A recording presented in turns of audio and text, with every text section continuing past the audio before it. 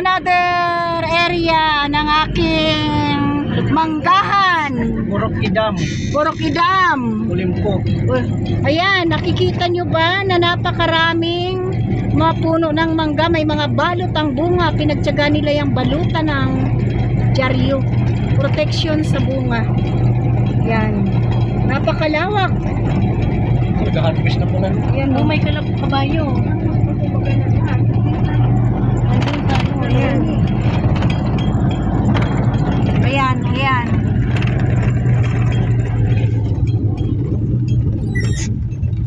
Kidam. Purok. Welcome to Purok Kidam. O, diba? Napakalawak ng manggahan dito. Meron pang kabayo.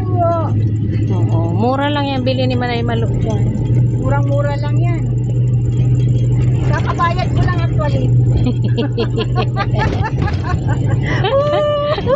May 5,000 per hectare.